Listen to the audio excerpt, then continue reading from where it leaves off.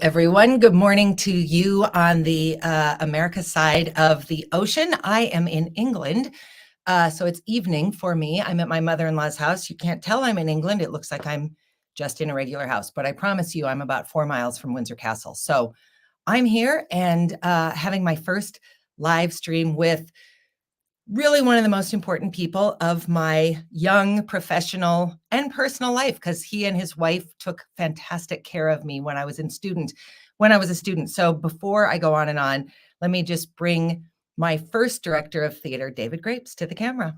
Hi, David. Hello, Dana.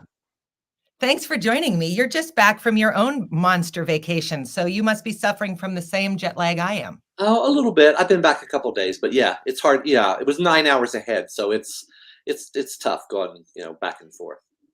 It is tough, but if that's the price we pay for getting to see the world, then I feel like Right. that's not too bad a price. Right. That's right. I agree.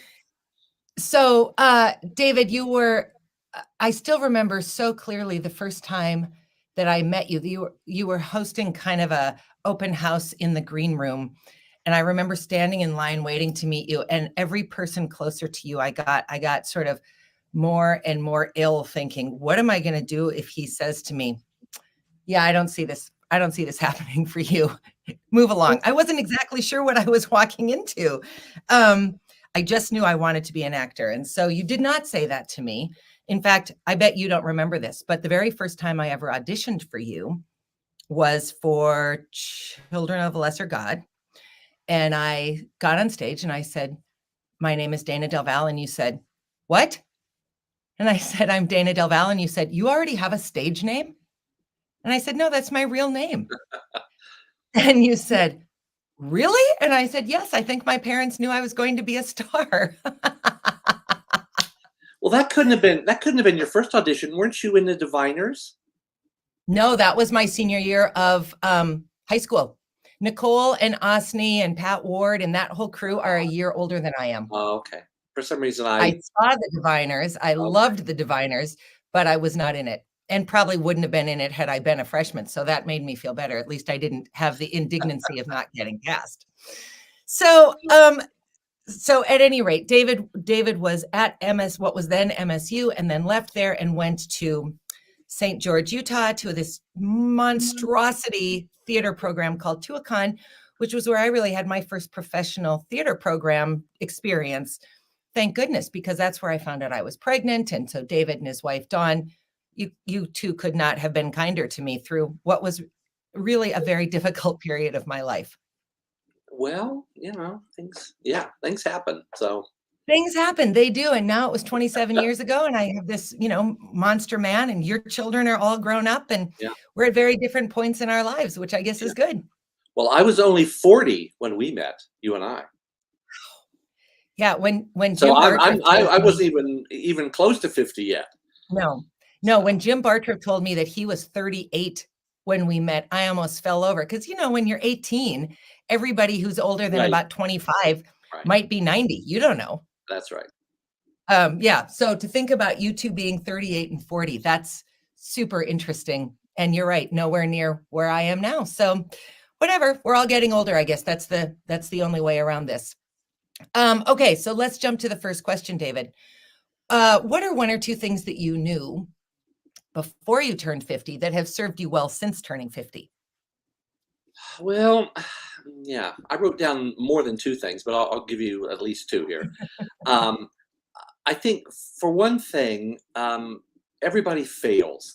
You have to get over the idea and the concept of failure in your life. And if you personalize failure, you're going to be miserable. So you can't think of yourself as failing. You have to think of your plan or what you were trying to do as having failed. So you don't fail, your plan fails, and you need to pick yourself up and get a new plan. And if you don't do that, you're going to be very unhappy in life. So that's one. So smart. Your plan fails. I love that. That's a really nice way to think about it. Yeah, that comes directly from my mother. The other thing that I would say that I've learned is that it's impossible or nearly impossible for you to change other people. I'm here, David. Just keep going.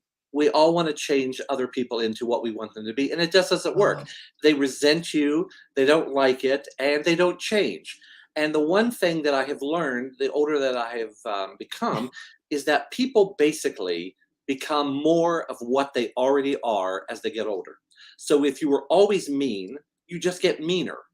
If you were nice and kind, you get kinder. But people literally, I think, get more of whatever their inner essences is, as they get older. So that's one thing I've learned. You want am some I going to more or get that? feistier, David? I don't know. You've knocked me over with those two. Oh Well, I dear. got I got another one Feistier for and you. more. All right, So hit me. here's another one. So, and I probably maybe said this to you at some time when you were a student. I love the analogy that the Lone Ranger only had 6 bullets in his gun. And I think that you, as a person, probably have 6 bullets in your gun.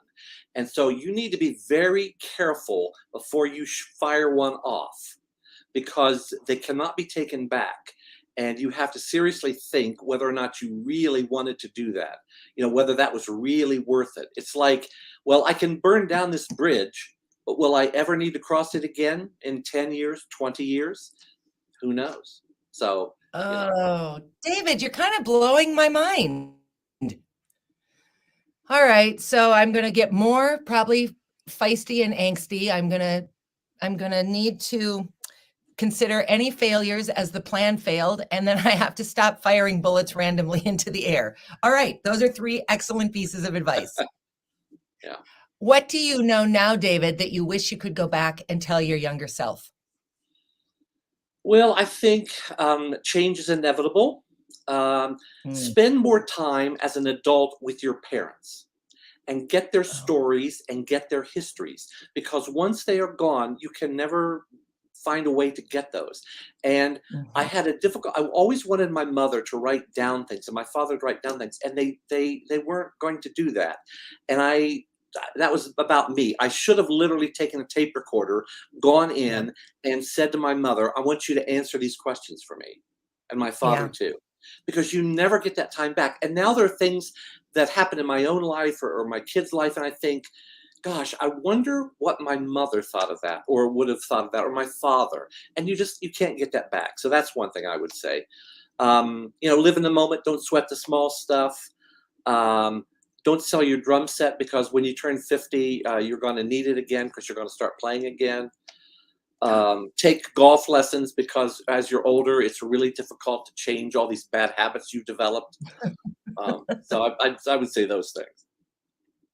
Those are really good. You are not the only person who commented on spend more time with your parents, be intentional about getting answers to what you want to know. And I do think we sort of move through life intellectually understanding that our parents are likely to die before us, but it's so unimaginable to envision a world without them that you sort of think, I've got plenty of time. Right. Right. That's absolutely right. So yeah. Yeah. It's hard to know. And All you have right. to do it. You can't do All it as right, a David, child. last question. Right, right. You have to do it when you're sort of a peer because then you're asking the questions that really matter. Mhm. Yeah. Okay. I will just say that I had my dad on here early on, and he told me some things I'd never heard him say. So if that's all I get from him, it's already been worth it. And it was 3 measly little questions. So it was kind of incredible, and that confirms the point. All right, last question, David. What have been some of the most joyful aspects in your life since turning 50? Well, here's I'm going to give you all some encouragement here because I think 50 is the new 30. So Oh, fantastic. when I was 50 years old, I was at Tennessee Repertory Theater as the artistic director. And during that time, I Okay. played Cyrano when I was 50 years of age.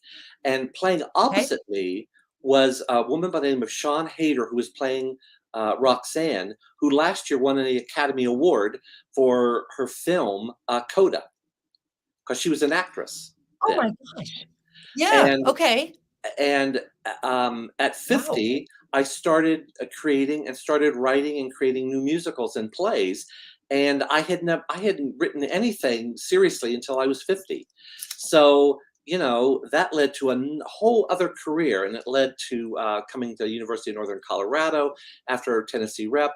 I felt like from 50 to when I retired at 68 were the most creative, interesting. I don't know.